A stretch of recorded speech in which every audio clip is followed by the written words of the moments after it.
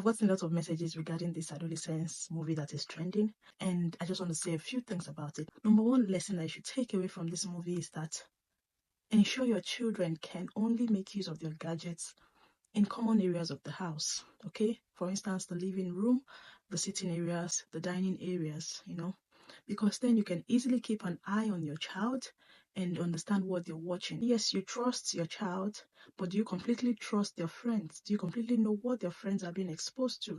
And whatever it is your friends are being exposed to, they're also exposed to it. The truth is that our children are exposed to more than we even know.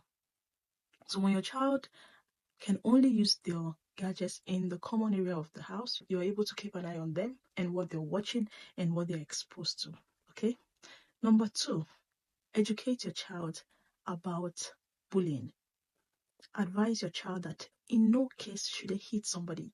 They might be stronger, but the other person can be carrying a knife. I've said this in one of my posts, that if you tell your child to defend themselves by hitting the other person, what if the other person is carrying a knife?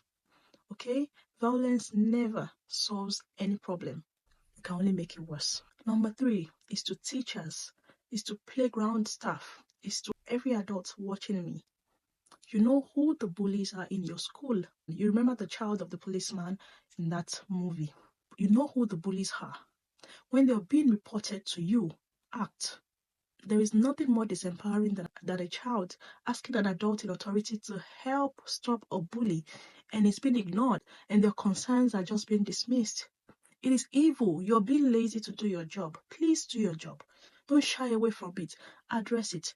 I said it in my book, The Good Kids, Bad Kids. If you have not read it, I said adults must understand that showing indifference or denial to bullying fails it. It makes it worse. So address it with all you've got. A teacher who states clearly that bullying is not allowed in his or her class has mostly nipped it in the bud. The same goes for a parent who clearly demands that siblings must respect each other and understand that respect is reciprocal. All right? I said a lot in this book about bullying. If you have not read it, please go read it. It's Good Kid, Bad Kids. I further said parents who are aggressive role models will likely raise bullies. How do you express anger? What do you do when you're angry? When your child is angry at another person, they would most likely do the same. Children can also become aggressive when they lack parental monitoring and family rules. The whole of this chapter was about bullying. I said loads of things about bullying here. I said bullies aren't born, they are raised. Okay, you can get the book and read it. The last thing I was going to say is that educate your child. Don't shy away from talking about some topics, with your child, because if you do not do it, some other people will do it for you, and what they're going to say might not benefit your child in any way.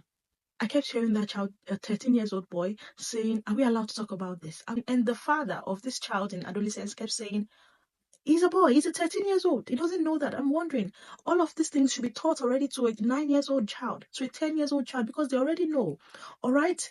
Healthy masculinity must be discussed with your child. They will learn it elsewhere if you shy away from it. They'll be learning it elsewhere. These boys are being told that you have to be like this to be a man, you have to do this to be a man, you have to do that to be a man. Then tell your child that a boy can be tender, that a boy can express their feelings. A boy can speak up. You must get to your child before the society gets to your child, and no one can teach your child sex education more than you, because it is not something that you have a big talk about, like, "Oh, sit down, let me tell you about sex education." It is something that you have to do in bits. So it is the little check-ins every day. Your child comes over, you say, "Oh, what is that thing that you learned today? What is that new thing? What is that fascinating thing that you learned today?" Every day of your child's life, have a talk with them. Your teenage child doesn't want to talk to you anymore. Find a way to bridge that gap, because they need you, even though they think that they don't need you anymore. In fact, that's the most important time of their life, when they can make grave mistakes that can ruin their lives.